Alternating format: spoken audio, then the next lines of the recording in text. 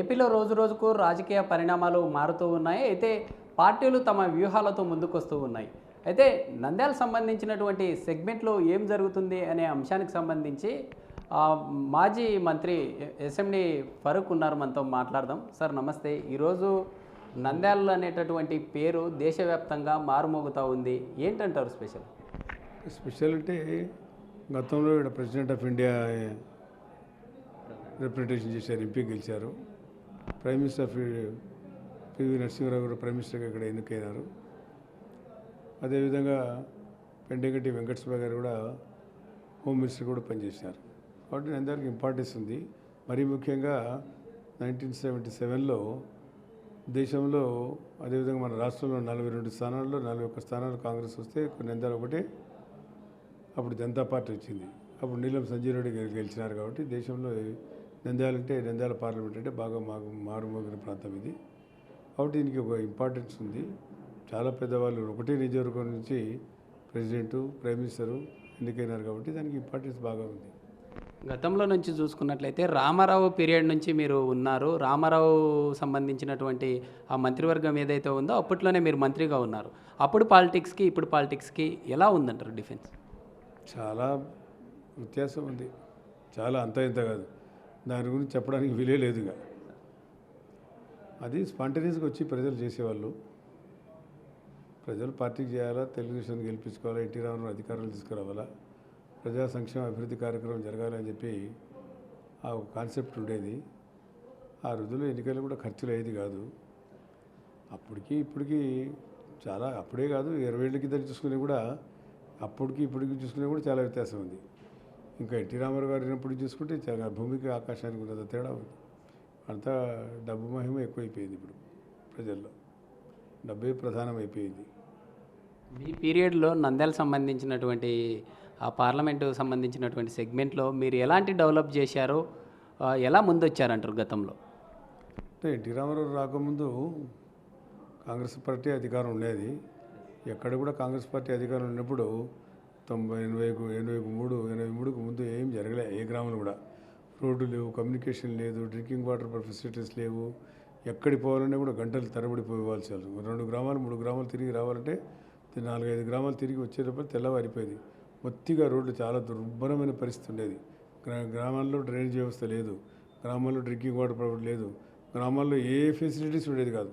కనీసం మంచినీళ్ళు కూడా దొరికే పరిస్థితి లేని పరిస్థితి దొరికేది. కానీ ఇప్పుడు అన్ని గ్రామాల్లో కూడా అన్ని ఫెసిలిటీస్ ఉన్నాయి. ఇప్పుడు అందరూ ట్రాన్స్పోర్టేషన్ బాగా పెరిగిపోయింది, కమ్యూనికేషన్ బాగా పెరిగిపోయింది. జనం ఈజీగా వచ్చి వెళ్ళిపోతున్నారు టౌన్లకు. ఆ టౌన్లో ఏం దొరుకుతున్నాయో గ్రామంలో హెడ్ క్వార్టర్లు కూడా అవి దొరుకుతూ ఉన్నాయి. ఇప్పుడు అన్ని సౌకర్యాలు కూడా ఉన్నాయి ఇప్పుడు. కాబట్టి అప్పటికిప్పటికి బాగా వ్యత్యాసం ఉంది. పార్టీ అధిష్టానం మీకు ఇప్పటికే నంద్యాల సంబంధించినటువంటి ఇన్ఛార్జ్గా ఇవ్వడం జరిగింది. పార్టీ సంబంధించినటువంటి కార్యకలాపాలు ఎలా తీసుకెళ్ళి ముందుకెళ్తూ ఉన్నారు? ప్రజల నుండి ఎలాంటి సపోర్ట్ వస్తుంది? నేను శాసనసభ్యుడిగా నిలబడక దాదాపుగా 20 ఏళ్ళు అయింది. 2004లో నిలబడ్డా. దాని తర్వాత మధ్యలో 2 సార్లు ఎంపీగా పోవడం జరిగింది. దాని తర్వాత మళ్ళీ ఎమ్మెల్సీగా పోవడం జరిగింది. కాబట్టి నేను నిలబడలేదు. 20 ఏళ్ళ తర్వాత శాసనసభ్యుడిగా నేను పోవడం జరుగుతుంది. కాబట్టి కొత్త రకమైన అనుభూతి ఉంది. ప్రజల్లో కూడా మంచి, తెలుగుదేశం పార్టీ అధికారం మేము ఉన్నప్పుడే అన్ని అభివృద్ధి కార్యక్రమాలు చేశాం. టౌన్ కావాల్సిన అభివృద్ధి కార్యక్రమాలని చేయడం జరిగింది. అంతకుముందే జరిగినాయి. మళ్ళీ ఈ మధ్యకాలంలో అంత పెద్ద ఎత్తున జరగలే. కొన్ని రోజులు తెలుగుదేశం పార్టీ ఉన్నాయి, కొన్ని రోజులు ఇది ఉన్నాయి. కానీ రిప్రజెంటేటివ్ సరిగా లేకపోయి పెద్ద అభివృద్ధి కార్యం జరగలే. తెలుగుదేశం పార్టీ నేను ఉన్నప్పుడు మంత్రిగా ఉన్నాను కాబట్టి ఒక ఆపర్చునిటీ, ఒక అవకాశం కలిగింది నాకు చేయడానికి. కాబట్టి అప్పుడు అన్ని మంచి పనులు, బ్రహ్మాండమైన పనులు చేశాం. రోడ్లు కానివ్వండి, శానిటేషన్ కానివ్వండి, డ్రింకింగ్ వాటర్ కానివ్వండి, ప్రజా అవసరాలు ఏదైతే ఉన్నాయో అన్ని వ్యక్తిగత విషయాలు వదిలేయండి. ప్రజలకు ఏదైతే ప్రతి తెలుగు పార్టీ వాగ్దానాలు చేసిందో సంక్షేమ కార్యక్రమాల గురించి కానీ, అభివృద్ధి కార్యక్రమాల గురించి, మరి ముఖ్యంగా డ్రింకింగ్ వాటర్ విషయము, ఇరిగేషన్ విషయము, తెలుగుగంగ కానివ్వండి, ఎస్ఆర్బీసీ కానివ్వండి, గోర్కల్ రిజర్వర్ కానివ్వండి, అదే తెలుగుగంగ మన వెలుగోడు రిజర్వర్ కానివ్వండి, అల్గూరు రిజర్వర్ కానివ్వండి, ఇటువంటి రిజర్వాయర్లన్నీ కూడా తెలుగుదేశం పార్టీ అధికారం ఉన్నప్పుడే రావడం జరిగినాయి. వాటి ప్రజలకు మంచినీటి వ్యవస్థ ముందుగా ఉన్నంత ఇబ్బందులు ఇప్పుడు లేవు.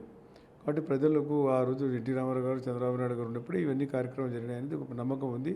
పట్టణ ప్రాంతం కూడా నంద్యాలలో, నేను ఇక్కడ లోకల్గా ఇక్కడ పుట్టి పెరిగినాను కాబట్టి నంద్యాల ఎంత దుర్భరంగా ఉండేదో నాకు తెలుసు.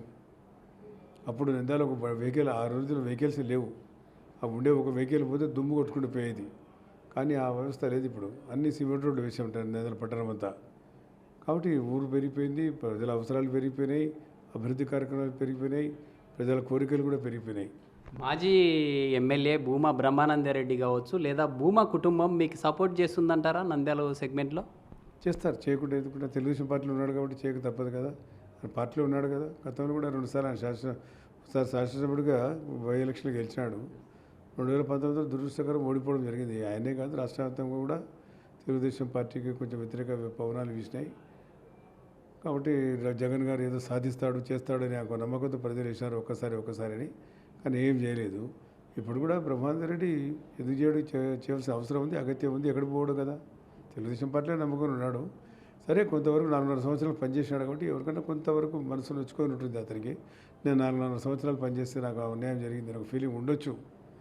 కానీ పార్టీ అధిష్టానం ఏది నిర్ణయిస్తే దానికి కట్టుబడి ఉండాల్సిన అవసరం ఉంది. ఇంకా భవిష్యత్తు ఉంది, చిన్నపిల్లడు కాబట్టి అతను 35 సంవత్సరాలు చాలా భవిష్యత్తు ఉంది. కాబట్టి తప్పకుండా ఆయన తెలుగుదేశం పార్టీలో ఉన్నాడు, ఎక్కడికి పోడు కూడా. మీరు సీనియర్ నాయకులుగా ఉన్నారు. అయితే ఇప్పుడు ఇక్కడ ఉన్నటువంటి నంద్యాల సెగ్మెంట్ కావచ్చు లేదా నంద్యాల సంబంధించినటువంటి మీ పార్లమెంట్ స్థానాలు ఏవైతే ఉన్నాయో కాన్స్టిట్యున్సీల్లో ఆ వర్గపోరులు ఉన్నాయి. వర్గపోరులతో పాటు ఇటు జనసేనతో కూడా పొత్తుల్లో ముందుకెళ్తూ ఉన్నారు. ఇలాంటి వర్గపోరులతో పార్టీ ఎలా ముందుకెళ్తుంది?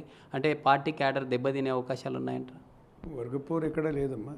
ఇప్పుడు ఆత్మకూరులో ఉంది, బుడ్డ రాజశేఖరే పనిచేస్తున్నాడు కదా. సరే టికెట్ ఇంకా ఎవరు అడగకూడదు అనేది ఎవరు చెప్పకూడదు. టికెట్ అడిగి పార్టీలో చేసే ప్రతి కార్యకర్తకు హక్కు ఉంది. ఎవరో కూడా అడుగుతూనే ఉంటారు. ఇంకా పాడే ముందు ఎవరు అడగడం లేదు కదా. నంద్యాల అయితే నిర్ణయం చేసుకున్నారు. ఆర్లగడ్డ కూడా అంతే, షీఈ్ వర్కింగ్. ఎవరు మన అఖిలప్రియ కూడా. వాటి వర్గపోరు అనేది ప్రతి చోట ప్రధానంగా నంద్యాల కావచ్చు ఇటు ఆళ్ళగడ్డ సెగ్మెంట్లో మనం చూసుకున్నట్లయితే ఆ జనసేన ప్రభావం కూడా బాగా ఎక్కువగా ఉంది ఆళ్ళగడ్డలో. అటు మాజీ ఏవి సుబ్బారెడ్డి కావచ్చు ఇటు అఖిల 3 వర్గాలు కనిపిస్తూ ఉన్నాయి. అలా 3 వర్గాలతో వెళ్తే ప్రజల్లో ఎలా ఉంటుందంటారు మీ పార్టీకి? అక్కడేం లేదు. ఏవి సుబ్బారెడ్డి నంద్యాలలో పనిచేస్తాడు చెప్పాడు ఆయన. అధికార పార్టీకి పని చేయకుండా పోయే ప్రసక్తే లేదు. ఆయన ఆర్లగడ్డ కాదు నేను నంద్యాలలో పనిచేస్తా అని చెప్పడం జరిగింది. ఆయన కూడా పార్టీ ఆడాయి. నాకు తెలిసినంతవరకు ఆయన తెలుగుదేశం పార్టీకి వ్యతిరేకం చేసే ప్రసక్తే లేదు, చేయడు కూడాను. ఎంతసేపు నంద్యాలలో పనిచేస్తాడు, నంద్యాల ఉంటానని చెప్తున్నాడు. నాకు ఏదైనా బాధ్యత తప్ప చెప్తే నంద్యాల ఉంటానంటాడు ఆయన. ఆయన ఏమి ఆలగడలు పోయి డిస్టర్బ్ చేయాల్సిన అవసరం లేదని చెప్పడం జరిగింది పార్టీ అధ్యక్షులతో కూడా ఆయన. కాబట్టి డిస్టర్బ్ చేయడు. సరే చిన్న చిన్న వస్తాయి, కుటుంబ కలహాలు ఉంటాయి, కొన్ని లేకుండా ఎట్లా ఉంటాయి పార్టీ అయిన తర్వాత అమ్మ. సార్ ఇటీవల నారా చంద్రబాబు నాయుడుని ఇక్కడే ఆర్కే ఫంక్షన్ హాల్ ఏదైతే ఉందో ఫంక్షన్ హాల్ సంబంధించిన సమీపంలో అరెస్ట్ చేయడం జరిగింది. అంటే గతంలో మాజీ ప్రధానులను అందించినటువంటి సెగ్మెంట్తో పాటు నారా చంద్రబాబు నాయుడు అరెస్టుతో ఇటు దేశవ్యాప్తంగా ఫేమస్ అయినటువంటి నంద్యాలు ఈసారి జరగబోయేటటువంటి ఎన్నికల్లో ఎలా ఉంటుందంటారు? అంటే అరెస్ట్ చేయడం అనేది దురదృష్టకరం, అది జరగకూడదు. ఎలా ఉంటుందంటారు రియాక్షన్? ఏదైనా రానున్న రోజుల్లో మీ ప్రభుత్వము అధికారంలోకి వస్తే ఎలా ఉంటుందంటారు అవతల పార్టీలకు సంబంధించి? తెలుగుదేశం పార్టీకి నష్టం ఏమీ లేదు, దానివల్ల ప్లస్ అయిందే కానీ మనకు నష్టం జరగలేదు. కానీ బట్ ఇక్కడ జరగడం అనేది మాకు దురదృష్టకరం, మాకు కొంచెం బాధాకరమైన విషయమే. నంద్యాల జరగకుండా ఉండాల్సింది అది, కానీ ఇంటెన్షనల్గానే నంద్యాలలో చేయడం జరిగింది. అది ఆ రోజు కూడా చాలా అర్ధరాత్రి అయిపోయింది. బహుశా మీడియా వాళ్ళతో ఉన్నారు. రాత్రి 2 గంటలకు 3 గంటల వరకు మేమంతా కార్యకర్తలు ఉన్నాము. ఒక మాజీ మంత్రిగా కావచ్చు, ఒక సీనియర్ పొలిటీషియన్గా చెప్పండి మీరు, అంటే అలా అరెస్ట్ చేయడం కరెక్ట్ అంటారా? అంటే గతంలో మనం చూసాము కర్నూలు నగరం టీడీపీ ఆఫీస్ కూతవేటు దూరంలో ఉన్నటువంటి ఆ విశ్వభారతి హాస్పిటల్ దగ్గర అవినాష్ రెడ్డి విషయంలో ఎందుకు ఈ అధికారులు ఎందుకు అలా చేశారంటారు? ఈ ప్రభుత్వం అంతా కచ్చ సాధింపే, ఇంకా ఏముందమ్మా ఈ ప్రభుత్వంలో అసలు డెవలప్మెంటే లేదు కదా. ఏమైనా అంత ఖచ్చితంగా ఎవరైనా మాట్లాడితే ఇప్పుడు మహిళలు చూస్తూ ఉన్నారు ఇలా, ఆశా వర్కర్స్ కానీ అంగన్వాడీ వర్కర్స్ కానీ వారు బలవంతంగా తీసుకుపోయి ఎంత దుర్మార్గంగా వాళ్ళ మీద చర్య తీసుకోవడం జరిగింది. వాళ్ళు తీసేస్తామని చెప్పి కొత్త వాళ్ళని ఎక్కించుకోమని చెప్పి వాళ్ళు తగాదాలు పెట్టాలని చూస్తే వాళ్ళు సరెండర్ అయిపోయినారు. ఆ రకంగా ముఖ్యమంత్రి ఎలాంటి వాడు దుర్మార్గుడు ముఖ్యమంత్రి. ఆయన ఎక్కడ కానీ సామరస్యంగా ఏ పని కూడా చేయలేదు. అసలు అంగన్వాడీ వర్కర్లు వాళ్ళు అడిగినారా, ఆశా వర్కర్లు వాళ్ళు అడిగినారా? ఈయనే చెప్పాడు వాళ్ళని గడుచుకొని పోయి వాళ్ళు ముద్దులు పెట్టి, నేను అధికారంలోకి వస్తే తెలంగాణ కన్నా ఎక్కువగా మీకు సౌకర్యం ఇస్తాను, అంతకన్నా ఎక్కువ డబ్బులు పెంచుతామని చెప్పి వాళ్ళు అడగలేదు కదా. ఆ రకంగా అన్ని వర్గాల వారికి, అన్ని కులాల వారికి, అన్ని మతాల వారికి కూడా ఆ రకంగా చెప్పాడు. ఈవెన్ మైనార్టీస్ కూడా చెప్పడం జరిగింది. నేను అధికారంలోకి వస్తే సప్లై చేస్తాను, సబ్బు లేదు, ప్లాన్ లేదు. మైనార్టీలకు కొన్ని సంక్షేమ కార్యక్రమాలు తీసేశాడు.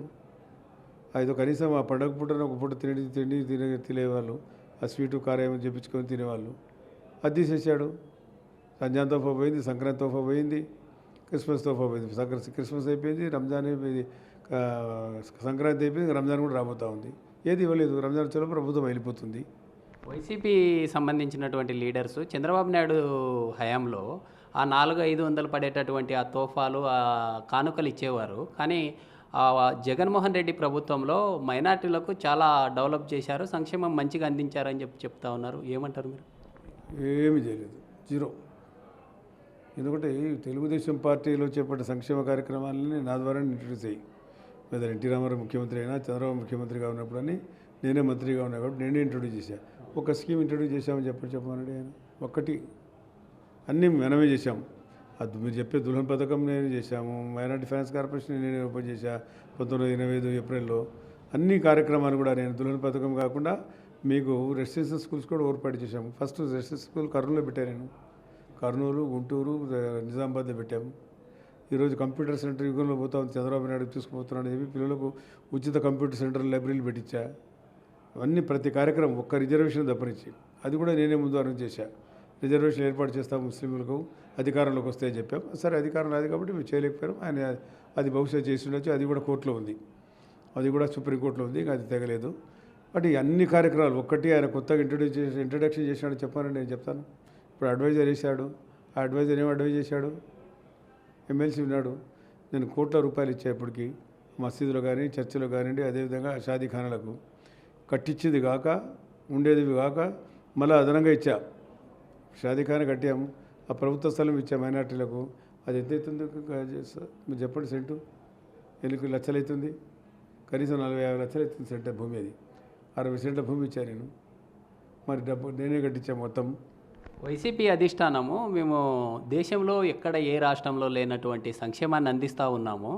అయితే టీడీపీ సంబంధించినటువంటి ప్రతిపక్ష నాయకులు ఆంధ్రప్రదేశ్ రాష్ట్రంలో ఇలానే ఈ సంక్షేమ సంబంధించినటువంటి పథకాలను పెట్టడం ద్వారా సోమరులుగా మారుతూ ఉన్నారు. రానున్న రోజుల్లో మరో శ్రీలంక, వెనిజులా ఆర్థిక మాంద్యమైనటువంటి దేశాలుగా మారుతున్నాయి అంటున్నారు. సీనియర్ నాయకులుగా మీరేమంటారు సార్?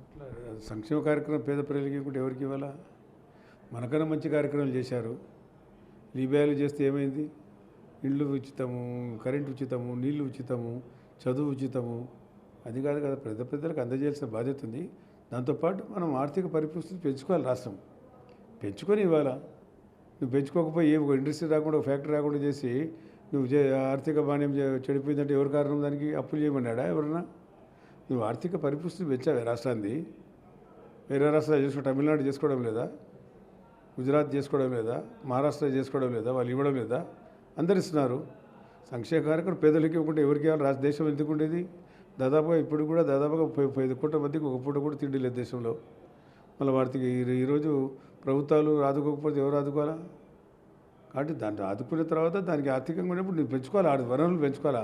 ఒక ఇండస్ట్రీ తెచ్చావా, ఒక ఫ్యాక్టరీ తెచ్చావా, ఒక జాబ్ క్రియేట్ చేసావా? అవి వస్తే కదా. చంద్రబాబు ఉన్నప్పుడు హైదరాబాద్ తీసుకొచ్చాము. మళ్ళీ ఐటీ రంగం రావడం వలన కదా ఈరోజు 10 లక్షల కోట్ల రూపాయలు వాళ్ళకు వస్తూ ఉంది డబ్బు. అందులో ట్యాక్స్ ఎంత వస్తుంది గవర్నమెంట్ ఆఫ్ ఇండియా పోను? అది మనం ఆలోచించుకోవాలి కదా. అది పెంచినారు కాబట్టే కదా 45 లక్షల రూపాయలు జనాభా ఉండేది మంత్రి ఉన్నప్పుడు.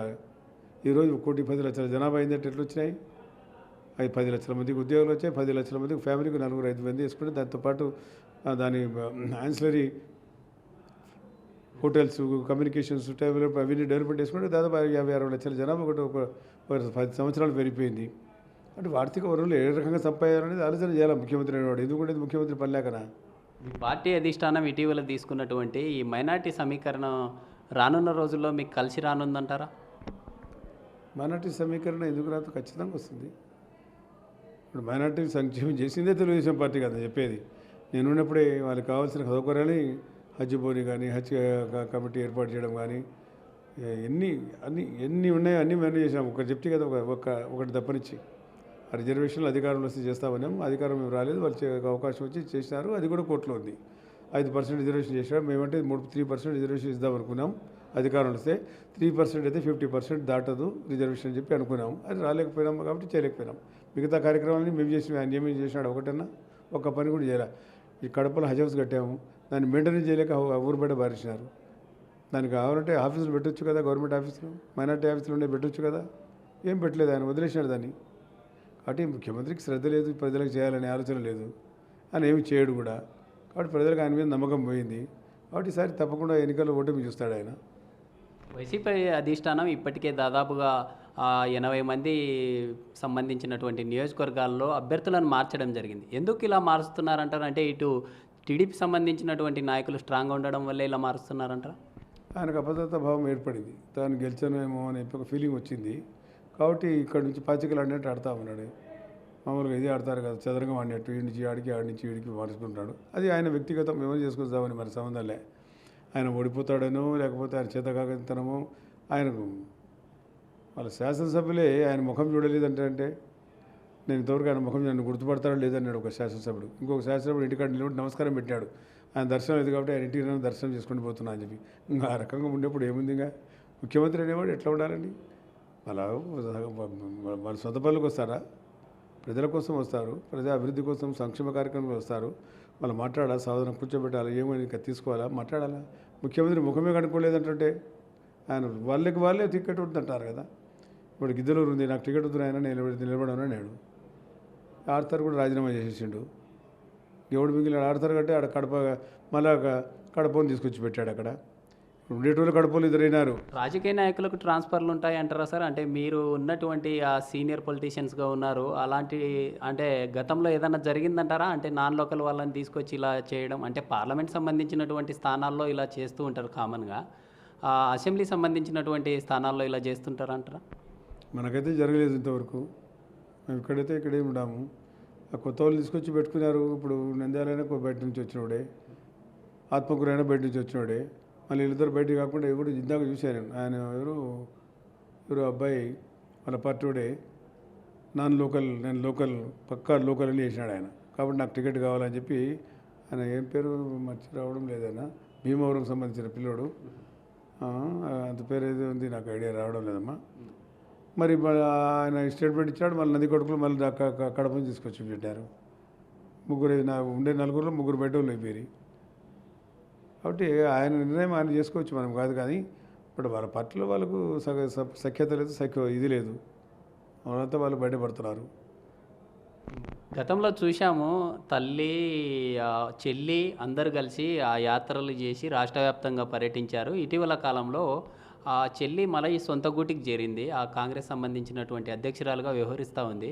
ఆ రానున్న రోజుల్లో ఏపీలో ఎలా ఉండబోతుంది అంటే, ఇప్పుడే సొంత ఫ్యామిలీకి సంబంధించినటువంటి వారు నమ్మే స్టేజ్లో లేరు, రాష్ట్ర ప్రజలు నమ్మే అవకాశాలు ఉన్నాయంటారా? ఖచ్చితంగా నమ్ముతారు. సొంత జగనన్న వదిలిన బాణం అని చెప్పింది కదా అమ్మాయి. జగనన్న వదిలిన బాణం అని ఏం చెప్పింది? తల్లి బిడ్డ అందరు తిరిగారు. ఈయన 16 నెలలు జైలు పోతే, ఈయన జైల్లో ఉన్నప్పుడు వాళ్ళేగా తిరిగారు. ఇప్పుడు వాళ్ళ అవసరం లేదనుకున్నాడు. వాళ్ళ వ్యక్తిగతంగా మళ్ళీ ఏం జరిగినా మనకైతే తెలియదు. ఆమె తన తండ్రి పార్టీ, తన తండ్రి 2 సార్లు చీఫ్ మినిస్టర్ చేసింది కాంగ్రెస్ పార్టీ. కాబట్టి నేను తండ్రి స్థాపించిన పార్టీకి వెళ్ళిపోతా అని చెప్పి ఆమె వెళ్ళిపోయింది. మళ్ళీ తల్లికి చెల్లికి నమ్మకం లేనప్పుడు ప్రజలు కూడా నమ్ముతారండి ఈయనను? ప్రజలు ఎవరు నమ్మే పరిస్థితి లేరు. నోటిఫికేషన్ వచ్చిన తర్వాత చాలా మార్పులు చేర్పులు వస్తాయి. ఇంకా చాలా చాలా భయాందోళన పడిపోతుంది పార్టీ. ఎవరు కూడా కాపాడలేడు, దేవుడే కాపాడాల్సింది. అంతే, ఎవరు కాపాడలేడు. 5 ఇయర్స్లో నంద్యాల సంబంధించి ఇక్కడ ఉన్నటువంటి ఆ వైసీపీ పార్టీ అధికారంలో ఎలాంటి డెవలప్ జరిగిందంటారు? అంటే ప్రజలు ఏం కోరుకుంటున్నారంటారు సార్? ప్రజలు కోరుకునేది ఏమైంది? ప్రజలకు అహం అనేది ఎప్పుడు పనికిరాదు. రాజకీయంలో ఏ దానికైనా పనికిరాదు. ఎప్పుడు సభ్యసిగా ఉండాలి, ప్రజలకు అందుబాటులో ఉండాలా, ప్రజలు వచ్చిన పలకరియాలా, మాట్లాడాలా, అది కోరుకుంటారు. పని జరగకపోయి ప్రజలు ఆఫ్టర్ ఆల్ ఎందుకు వస్తారు? ఏదో ఇల్లు కావాలో, లేకపోతే ఇల్లు రావడం లేదో, శానిటేషన్ బాగాలేదో, ఏదో సమస్యల కోసం వస్తారు. వాళ్ళ సమస్యను వీలైనంత వరకు మనం తీర్చిదిద్దవలసిన బాధ్యత మన మీద ఉంది. మనం ఏదో చిన్న సందులో గొంతుల్లో రోడ్లు వేసినట్టు ఎందుకు వచ్చినట్టు నువ్వు? కనీసం ఆ రోడ్డు కూడా ఎక్కడితే ఎట్లా? చిన్న సందుల్లో గొంతులు మనం రోడ్లు వేసామంటే వేయాలా? మరి ఎవరి కోసం వచ్చినాము? మేము వేయలేదా? మొత్తం టౌనంతా సిమెంట్ రోడ్డు వేసాం కదా, ఫ్లైఓవర్లు వేసాం. ఇవన్నీ ఎవరు చేశారు? ఆడ నందమూరి నగర్లో దాదాపుగా 2017లో శంకుస్థాపన చేశాం. ఇంతవరకు కంప్లీట్ కాలే. అది ఒక శాటిలైట్ టౌన్ లెక్క తయారవుతూ ఉంది. దాదాపు 10,000 మంది ఆడ నివసిస్తూ ఉన్నారు. వాళ్ళ సౌకర్యాలు కావాలి కదా. కాబట్టి తెలుగుదేశం పార్టీ ఆ రోజు ఫౌండేషన్ వేసి చంద్రబాబు నాయుడు గారు అక్కడ కానీ చామకాల దగ్గర 2 చామకాల దగ్గర ఉన్నాయి, సలీంనగర్కి అటాచ్మెంట్గా దేవనగర్కు దానికి వేశాము. అంటే ఎవరు ఇచ్చినప్పుడు వేసాము? ప్రజా అవసరాలు తీర్చాల్సిన బాధ్యత ప్రజల చేత ఎన్నుకోబడ్డవాడికి ఉంది. మరి ఆయన ఏం చేయకపోతే ఎవరు అడుగుతారు కదా. అది ఏదైనా కానీ మన అహం అనేది ఎప్పుడు కూడా రాజకీయాల్లో ఎవరికి పనికిరాదు. కేసీఆర్ పరిస్థితి ఏమైపోయింది? అంతా నేనంటే కడాక ఏమైపోయింది? నేనే అయిపోయింది. ప్రజలు ఎందుకు దూరం పెట్టారు? ఫ్యామిలీ. మన ఫ్యామిలీ ఇంటర్ఫియరెన్స్ తక్కువ ఉండాలి. ఫైనల్గా సార్ నంద్యాలలో చంద్రబాబుని అరెస్ట్ చేసినటువంటి సెగ్మెంట్ ఇది రానున్న రోజుల్లో రిజల్ట్తో వైసీపీకి బుద్ధి చెప్పే అవకాశాలు ఉన్నాయంటారా? ఎలా ఉంటుంది అసలు ఫైనల్గా? ఇప్పటికే ఖచ్చితంగా ఇప్పుడు చంద్రబాబును అరెస్ట్ చేసిన అంతవరది కాదు. తెలుగుదేశం చేపట్టిన సంక్షేమ అభివృద్ధి కార్యక్రమాలు ఉన్నాయట. ఆ కార్యక్రమాలను దృష్టిలో పెట్టుకోవడం జరిగింది. ఆ జరిగిన సంఘటన దురదృష్టకరం. దాని గురించి నేను పదే పదే చెప్పాల్సిన అవసరం లేదు. కానీ ఇక్కడ తెలుగుదేశం పార్టీ తప్పకుండా గెలుస్తుంది. ప్రజలకు ఆప్యాయత అభిమానం ఉంది ప్రజలు మీకు. అదేకాక మైనార్టీలు కూడా ఈ సెగ్మెంట్ బాగా ఎక్కువగా ఉన్నారు. మైనార్టీలు, కాపులు, వైశ్యులు, బీసీలు విపరీతంగా ఉన్నారు. కాబట్టి తప్పకుండా ఒక ధీమా ఉంది, గెలుస్తామని చెప్పి. 2004 ఎలక్షన్లు కాదు ఇవి. 2004 ఇప్పుడు చాలా మార్పు వచ్చినాయి. ప్రజల్లో అవేర్నెస్ వచ్చింది. ఎవరికి వాడు గ్రామాల్లో చూస్తూ ఉన్నాం కదా, ఎవరు పెద్ద మనిషి లేడు, ఎవరికి వాడు పెద్ద మనిషి అయిపోయినాడు. తన ఈ ఓటు హక్కు మాకు ఉంది కాబట్టి ఆయన ఎవడు మా ఓటు హక్కును శాసించేటోడు అని చెప్పి ఒక అవేర్నెస్ ప్రజలు వచ్చేసింది. కాబట్టి దాన్ని ఎవడు ఆపలేడు. అది ఉన్నంత వరకు ప్రజలు ఎవరు ఏం చేయలేడు. తెలుగుదేశం పార్టీ విజయం తథ్యమని చెప్పి తెలియస్తుంది. మొన్న జరిగినటువంటి రా కదిల్రా అనేటటువంటి సభ ఆళ్ళగడ్డలో సక్సెస్ అయిందంటూ కూడా తెలుగు తమ్ముళ్ళు సంబరాలు చేసుకున్న పరిస్థితుల్లో మనం చూశాము. అంటే వైసీపీ సంబంధించినటువంటి ఈ 7 మీ నంద్యాల పార్లమెంట్లో ఉన్నటువంటి 7 మంది ఎమ్మెల్యేలతో ఒక్కొక్క ఎమ్మెల్యేకి ఆ చంద్రబాబు నాయుడు తమకున్నటువంటి పేరుతో సర్నేమ్తో వారికి గట్టి మాటలే మాట్లాడడం జరిగింది. మీరేమంటారు? అంటే ఇక్కడ ఉన్నటువంటి మీ ఎమ్మెల్యేను కూడా వెంచర్ల శిల్ప అంటూ కూడా కామెంట్ చేశారు. 7 మందికి చేశారు ఆయన. ఇప్పుడు ఆయన దగ్గర ఇన్ఫర్మేషన్ లేదు, కానీ ఇక్కడ స్థానికంగా ఉండే వాళ్ళ దగ్గర ఇన్ఫర్మేషన్ ఉండే కదా. ఎవరు ఏం చేస్తున్నారు, ఏం చెప్తున్నారు, ఏ రకంగా సంపాదిస్తున్నారు. నిన్న ఒక ఇన్సిడెంట్ జరిగింది, టీవీలో చూశాను, తర్వాత వాట్సాప్లో చూసా. ఒక 14-15 సంవత్సరాల అమ్మాయి ఇక్కడ శిల్ప చక్రపాణి రెడ్డి గారు వెంచర్ వేసినారు. ఆ వెంచర్లో ఆ అమ్మాయి ఆత్మహత్య చేసుకొని చచ్చిపోయింది. సరే, అంత తొందర హడావుడిగా అమ్మాయిని పోస్ట్ మార్టం చేసి కేసు లేకుండా చేయడం అనేది తప్పు కదా. ఎస్సీ అమ్మాయి. అదే రోజు బాబాసాహెబ్ అంబేద్కర్ గారిది విగ్రహం ఆవిష్కరణ చెప్పడం జరిగింది ఆయన. అదే రోజు అమ్మాయిని రేప్ చేసి చంపేసినారు. లేదు, ఆ పనింద మీ మీద వస్తుందని చెప్పి తెలిసి దాన్ని క్లియర్ చేసుకోవాల్సిన బాధ్యత ఉంది కదా. అంత రాష్ట్రంలో రాజ్యాంగంలో కల్పించినటువంటి ఈ హక్కులు విధులు అనేటటువంటి నిజంగా ఫాలో అవుతున్నారంటారా? అంటే రాష్ట్రంలో దాదాపుగా 22 మంది రీసెంట్గా ఎమ్మెల్యేలను కూడా చేంజ్ చేయడం జరిగింది. 29 మంది గతంలో ఉండేవారు, 22 మందిని మార్చడం జరిగింది. అంటే వివిధ రకాలైనటువంటి కుల సమీకరణాల్లో ఎమ్మెల్యేలను మార్చలేదు, కానీ ఓన్లీ ఎస్సీ సంబంధించినటువంటి ఎమ్మెల్యేలను మార్చారు. నిజంగా ఎస్సీ ఎస్టీలకి మైనార్టీలకి మంచి జరిగిందంటారు ఈ ప్రభుత్వ హయాంలో? అన్యాయం జరిగిందని చెప్తున్నా. ఎందుకంటే కేవలం ఎస్సీలు ఎందుకు చేయాలండి? వాళ్ళు ఏం చేశారు? వాళ్ళకి ఏమైనా పవర్ ఉందా? వాళ్ళు ఏమైనా పవర్ ఉపయోగించుకుంటున్నారా? వాళ్ళ పేరు వాళ్ళ పవర్ అంతా మీరు ఉపయోగించుకుంటున్నారు. పవర్లెస్గా అయిపోయినారు పాపం ఎస్సీ శాసనసభ్యులు. అదేదో పాపం బాబాసాహెబ్ అంబేద్కర్ గారు అవకాశం ఇచ్చినారు కాబట్టి శాసనసభ్యులు అయినా, కానీ మరి పవర్ లేకుండా వాళ్ళు చేసిన కార్యక్రమాలని సెకండ్ లీడర్ అయితే వాళ్ళు చేస్తూ ఉంటే అది ఎంత దుర్మార్గము, ఎంత అన్యాయము, ఎంత అక్రమం అనేది మనం ఆలోచించుకోవాల్సిన అవసరం ఉందా? అది ప్రజలు కూడా గమనిస్తున్నారు కదా. ఇప్పుడు నిన్ననే ఆయన రాజీనామా చేసి చెప్పాడు, పవర్లెస్ శాసనసభ్యులు నేను, శాసనసభ్యునికి పేరుకు మాత్రమే పవర్ అంతా వాళ్ళ చేతిలో ఉంది అన్నాడు. కరెక్ట్. పోతే ముఖ్యమంత్రి గారు ఈయన వల్లనే గెలిచినా అంటే ప్రజలు ఓట్లు వేయలేదా ముఖ్యమంత్రి గారు? ఒక ఐపీఎస్ సంబంధించినటువంటి క్యాండిడేట్ ఆర్తరు అలాంటి వారికి న్యాయం జరిగినప్పుడు సామాన్య ప్రజలకు ఏం జరుగుతుందంటారు? క్వశ్చనే లేదు. అదే ఎక్కడ చూస్తున్నాం కదా. నేను కూడా 30-42 సంవత్సరాల నుంచి రాజకీయాలు ఉండా. మరీ దారుణంగా ఎస్సీ శాసనసభ్యులు ఉండే కాడైతే చాలా దారుణంగా పాపం ట్రీట్ చేయడం జరుగుతుంది. వాళ్ళు ఏదైనా శాసనసభ్యుడు మీటింగ్లో ఏదైనా కార్యక్రమాలు ఏర్పాటు చేస్తే అతను ఎగిరి రావాలా, అతను పెడితే కార్యక్రమాలకు అతను ముందు కూర్చోవాలా, అతను చెప్పినట్టు చేయాలా. ఏదైనా కోరికలు కోరితే ప్రజలు అతని ద్వారా పోవాలా. అతను ఏమంటే నేను గెలిపించుకొచ్చినా అని చెప్పి వేసిన వాళ్ళు ప్రజలు ఓట్లు ఎస్సీ కాన్స్టిట్యూన్సీ రికగ్నైజ్ చేసి ఓట్లు ఎస్సీకి వేసేది ప్రజలు ఆ పార్టీ తరపున వేసినారు. నువ్వు ఆ పవర్ అంతా వాళ్ళని అప్పగిస్తే ఎట్లా?